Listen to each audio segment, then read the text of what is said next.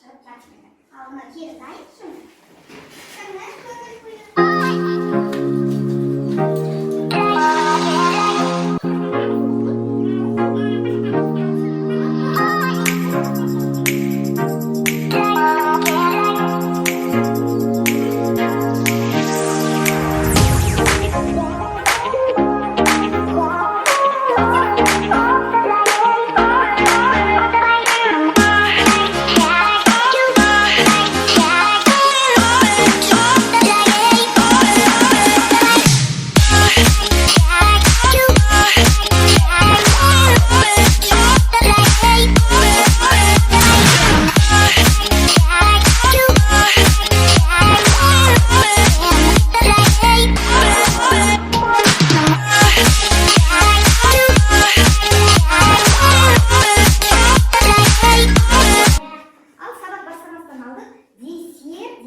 Сөзге акроним жазыңдар. Дәптерге акроним жазған кезде ол расшифровка.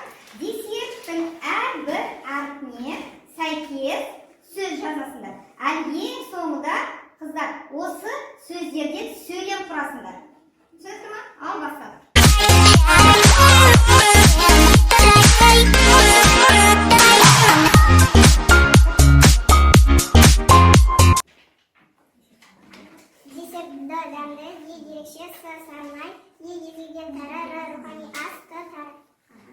Ал енді мағынасын тепір бір сөйлем. Десерт дәмді болады, және оның түрлері бөлек ерекше болады. Дайындалған ең үздік сәнді, ең сүйікті ризашылық тағам. Десерт тез дайындалатын ең үздік сәнді, ең сүйікті ризық тағам. Керемет бір бап.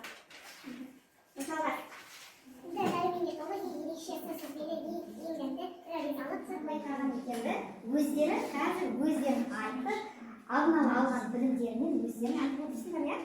Біздің сабағымызға бүгін қонақ кондитер қыз келіп отыр. Кондитерлер кім екенін кім айтады? Кондитерлер түрлі тәттілерді, десерттерімізді дайындайтын адамды айтады. Ал енді тыңдайықшы.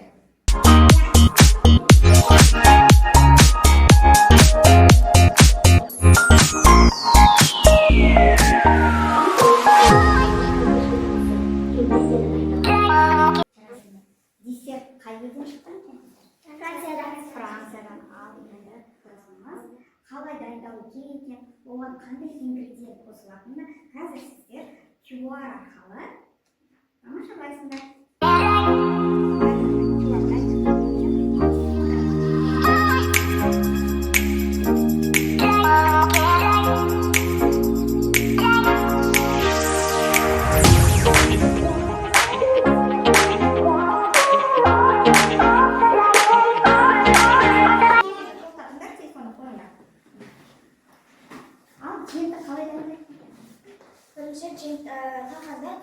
Құрғақ және таза тапаған ыдысқа салып алып, одан кейін оның үстіне қант салғаннан кейін, оны жақсы араластырамыз. Одан кейін оны ерітілген майдың үстіне сгущенканы құйып, оны араластырғаннан кейін, оны жабысқанша қолмен езіп, қолмен араластырамыз. Одан кейін оны ыдысқа салып, жарты сағат болмаса бір сағатқа салып, мұздағанша күту керек. Негізі жент қыздар көне замана қазақ халқының серік тағамы болып есептеледі.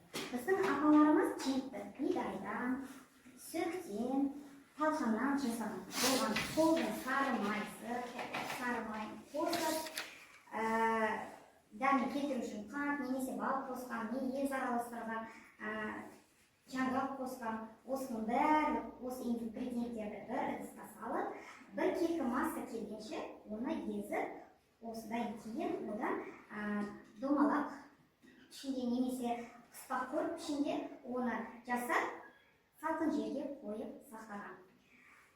Қыста қатпайтын, жазда бұзылмайтын,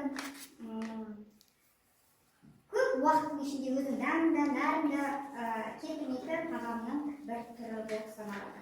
Бұл ұлттық тағам. Бағана айттық, ол қазақ шоколады деп айтылады, өйткені оның дәмін, оның құндылығы сыйлығы, оның калориясы, оның энергетикалық байлығы шоколадтан да, сары майдың калориясынан да асатын екен.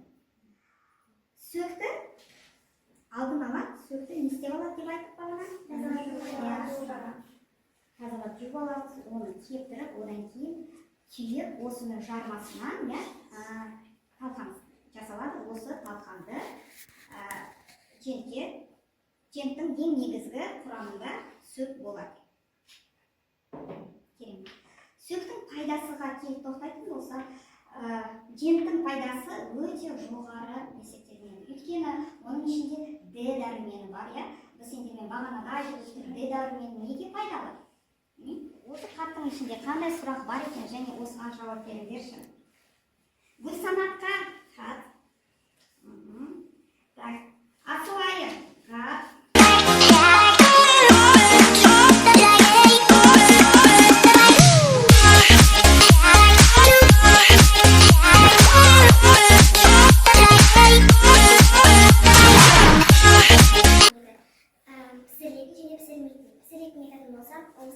Печенье, пирог айтамыз, ал пісірмейтінде қорт, балмұздақ айтамыз.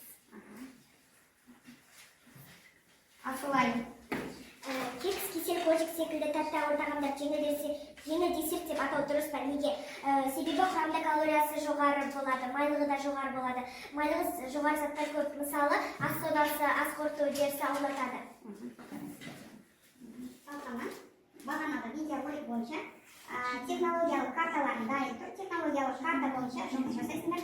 Сендер жент дайындайсыңдар. Жент дайындайсыңдар да осы женттің бағасын шығарасыңдар. Бір жентке қанша ақша кететіні осы туралы маған есептеп шығарып бересіңдер. Қыздар, бастай беріңдер. Мынау сендердің технологиялық карталар. Ал екінші топ сендерге картошка тартысын жасайсыңдар. Сендерге технологиялық карта беріліп тұр. Осы технологиялық карта бойынша жұмыс істейсіңдер. Екі оқушы бөліп отырады, олар жентке қанша калория бар екені, жентінде қанша калория бар екені, және 12 жасар оқушы бір күнде қанша жент жеуі керек екені маған есептеп бересіңдер.